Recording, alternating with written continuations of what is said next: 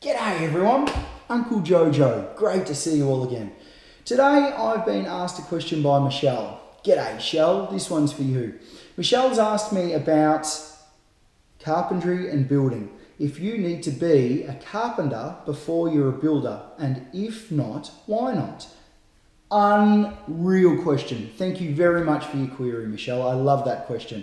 So, in Australia and quite a few places around the world, you do not have to be a carpenter before you're a builder.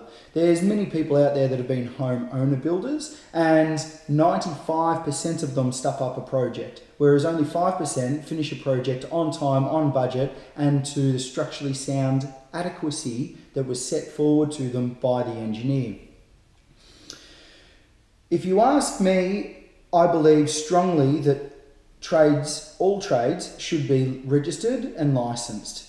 Whether you're doing excavation works, concreting, formwork, plastering, electrical, gas fitting, anything, carpentry, I think that you need to, once you're qualified, you need to have a registration card so that people have not just confidence in your training, but they also understand the amount of training that you've had to go to have that license or that registration.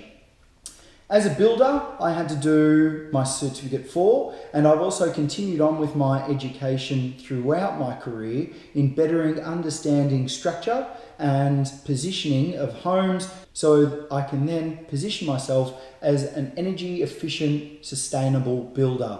Queensland have introduced a system where all trades have to be registered or licensed, and I think that is extremely good. New South Wales tried to introduce it, but it didn't really work, as there's a lot of people that don't really want to be registered, cost more money and all of that. I understand that it costs more money, but I also understand that the biggest investment that people make, other than buying a home, is fixing up a home or creating a new home on that block. Let's face facts, people. If you want confidence in that, then you need to be able to find people that are registered or, better still, licensed in those. And you have to understand what they're registered and licensed in, so they have a better understanding, or you as the general public have a better understanding of what that person that's working in your home is able to do or qualified to do. I've worked on many different carpentry projects around not just Australia but the world as well, and I've met many different carpenters, whether they be furniture makers, boat makers, commercial carpenters or residential carpenters.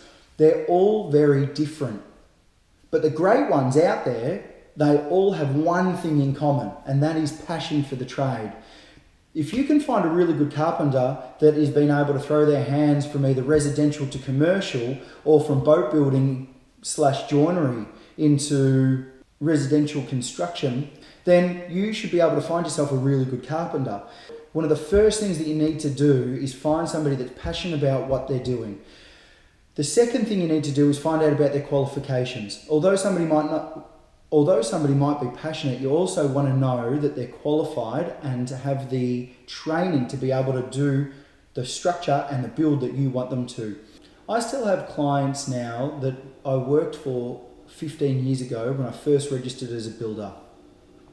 I go back to their homes, not just to have a cup of tea or coffee, but also to sit down and see what systems work. And we also investigate what we're able to do at the point of construction to adapt anything with new technologies that come on. Systems, technologies and materials that we've got have completely changed. Not only that, but also the data in insulation, positioning of the home on the block for energy efficiency, solar panels, and the list goes on. The more we can understand each and every part of those, the better build that we're able to do, not just for now, but for a long period of time, aiming for 80 to 100 years. And over that 80 to 100 years, being able to adapt that home or upgrade it to suit the new technologies or data systems, etc., that are going to be coming out throughout that time. With such a vast array of different carpenters and trades out throughout, not just Australia, but the world, make sure you do your homework on the different trades that you're getting, or the builder that you're getting, and the trades that they use, so that you can better understand who's working at your home for you. It's what I call qualifying your client. Me interview my client, and if we gel, I have no problem in taking on the home. If we don't gel, then sometimes I have better builders that will suit that client's needs. So Shell, to answer your question, you don't have to be registered to be a carpenter. We are trying to change that at the moment. Thanks for your question, really appreciate it. Anybody else out there got any questions or queries for me, please flick them over and I'm happy to have a look at them for you. Thanks for watching, and till next time, stay unreal, banana peel, and I'll see you in the suit.